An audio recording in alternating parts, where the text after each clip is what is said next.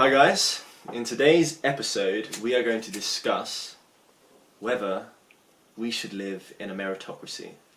Now, today I have a new guest, my friend Pietro. Would you like to introduce yourself? I'm Pietro Canatella. I studied ancient history at Jason in our undergraduate in Manchester. Now almost completed my Masters in Theory and History of International Relations. Dissertation's in a few weeks, but I thought this would be a nice way to take a break. Yeah, get the brain get the intellectual juices flowing for sure. And this is a very, I think, pertinent topic to be discussing. I want to hear Jason's views on it. So what's your definition of a meritocracy? My definition of a meritocracy is to live in a society where people achieve the roles they do by merit. So I don't mean to discriminate by intelligence. However, I do think that when it comes to, getting a job role, you should be rewarded for your intelligence. You shouldn't automatically be disregarded the role for whatever reason, be it diversity, because that seems to be the main reason why some employers choose another candidate over someone who is a bit more intelligent, but for example might be a white male. So what do you think? What do you think is your definition for a meritocracy? Well, I feel like a meritocracy is, again, it's based on merit, but I feel like whoever is best for the role should be the one in the role. And therefore you kind of eradicate like nepotism, which has been such a kind of rotten value of government and international relations.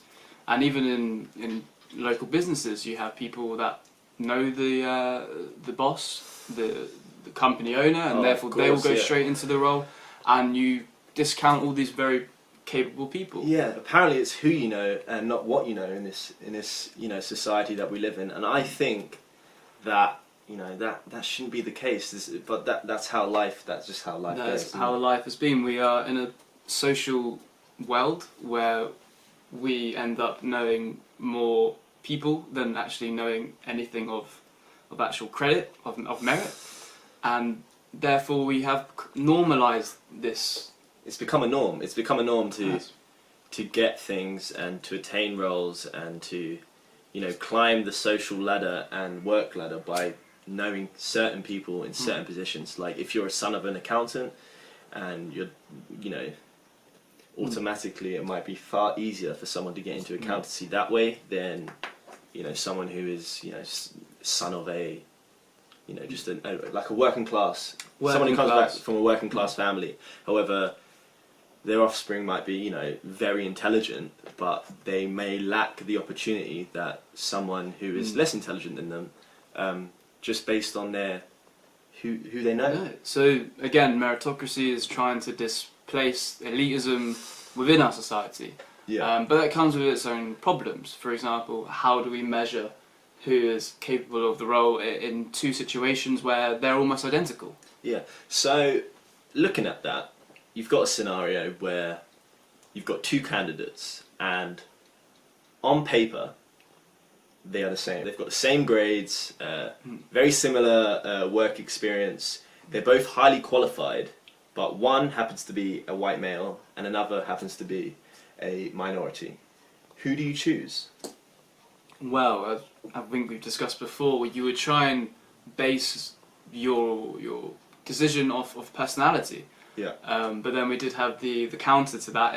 If we had to do a personality test and the personality test came back almost identical as well, then how do you decide based on achievement, intelligence and personality? See, I ideally think in an ideal world, if it came down to that, what I'd like to see is a interview of the two candidates in the same room, and they've both got to give their argument as to why they should have the role over the other. And I think it should be stated at the beginning of the interview that the employer and its company is not choosing one over the other based on race. Because, okay, diversity, yes, it's a great thing. I'm not against diversity, but I think that diversity for the sake of diversity is futile. I don't think that that should be a thing, in my opinion. That's a view I hold. No. I feel like obviously diversity has its very important consequences on society, in the country that we live in. We bounce ideas off each other, we can grow, we can develop, we can cooperate. That's diversity. But the kind of positive discrimination that you're referring to is potentially counterproductive, because you could argue now that I didn't get this role simply because of the diversity issue, and therefore this can generate, in very extreme cases, enhanced nationalism, enhanced populism, which in politics at the moment is really taking grasp of the roots of the problems. And that's when we have our issue of, is perhaps positive discrimination even more detrimental than regular discrimination? Yeah, I mean, take America for example, and I know in particular, especially Asians, especially Chinese, who apply for university. I think like the number is ridiculous. The amount of Chinese that are in maths. They dominate. Yeah, they dominate certain subjects, and rightly so. It's part of their culture. I think culture is a big factor for the reason why they are constantly enlisted in specific subjects like mathematics and computer science, because they're good at it. However, there are scenarios where they're often not picked because these universities need to fill a certain quota. Domestic quota. Yeah, a domestic quota for other nationalities. So you'll often have a Chinese student who, has got top grades. He's got, let's say, a really high GPA, and you've got another student who has a less GPA. And they'll often choose the minority simply for often political reasons as well, isn't it? And it is. The university doesn't want to besmirch its name by by coming across as a racist university. For sure. But this is the problem: is that if you're going to not accept a student that has potentially going to be the best one, then you're not going to be a meritocratic institution. Meritocratic is not a word, by the way. You're not going to be at your biggest capacity, efficiency as a university. Your job is to raise these students, to teach them, to almost churn them out, as it is in most universities, because it's a business. And you're going to want to take on the students that are going to give you the best grades, to go on as your alumni, and they're going to go on to bigger and better things, for example. But then it depends on the institution. For example, the one I'm in now is 70% Asian students. There is a very international culture. I think as well, though, obviously, as you said, it's a business. And international students, how much do they pay? On average, it's 1.5 more. Or on an average course. 1.5%? I'm only looking at my institution. That is not a statistic that is recognised. I've not done the research, but it's a. I thought, like, in most universities, I thought they pay like 20 grand, and we pay 9,000 for like an undergraduate degree. That's just a yearly on an undergraduate, yeah. Which is insane. So obviously they're going to encourage the foreign applicants, and they'll often push that. Yeah, they'll promote that in the sense of diversity, when really I think the underlying motivation is purely financial. It's purely financial. You say, look, we're a very international institution. You want to come to us because we are the best. We bounce ideas off each other, and you'll go into the world being in any international role. You could go into potentially advisory for foreign relations. You can go into diplomacy, but you can argue the realism, the self-interest behind all of that is simply to encourage foreign applicants to increase revenue. Yeah. So what about meritocracy on a government level? What do you think about that? Well, should we have those who lead us are more intelligent than the average population, or should we have a representative the issue, society? I think the one issue of a meritocracy that I've thought out is purely that you are going to go into a government job, very highly competitive, you need the highest credentials. Yes. The people that can only really get to that point of application are those who have gone to private school, that have had Eton, for example, yeah. Eton, that have gone through very expensive education. Unfortunately, not a lot of the, say, lower classes, the middle classes, the working classes can even get to the point of application because they've not had the same education. There's no parity between the two. And if you're encouraging a meritocracy, you're almost encouraging this social structure. However, I honestly think that, and this is something I truly believe, that there needs to be a reinventing of the education system. I honestly believe that in order to give equality of opportunity and equality of education, you need to create an education system that caters for all.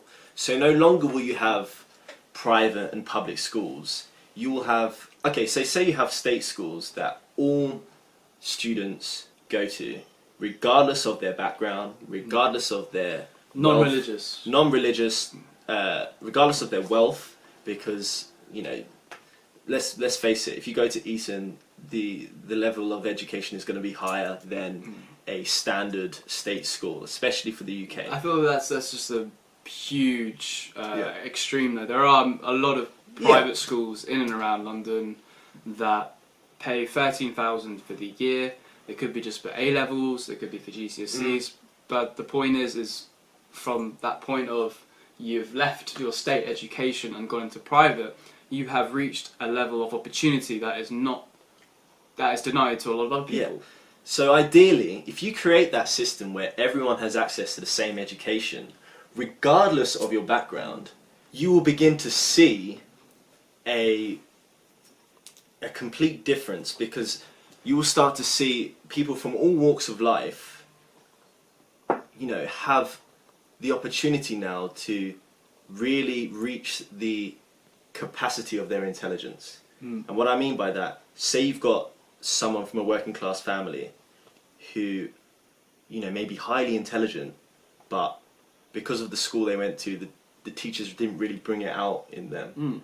If you've got highly qualified teachers who are teaching these students from working class families as opposed to only teaching those from a wealthy background in these private schools, you'll now start to see what I believe, this is what I think, you'll start to see, you know, more people from all walks of life reach those higher levels of education later on in life. I think it's a great thing.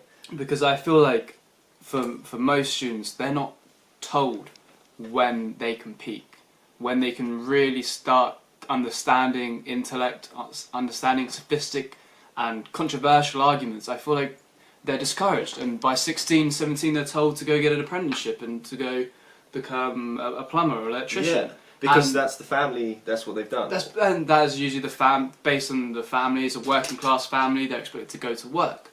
And there's not these teachers to say, there's potential in you. Yeah. You have a chance. If you really can knuckle down and work to it, you can possibly, in 10 years' time, I don't know, you could be a professor. And unfortunately, when you're not in an Eton private school, for example, you're not told these things. And the opportunities are limited at a state school compared to Eton. Like, look at the House of Commons, for example. How many of the people who, you know, represent in the House of Commons are from Eton or private schools?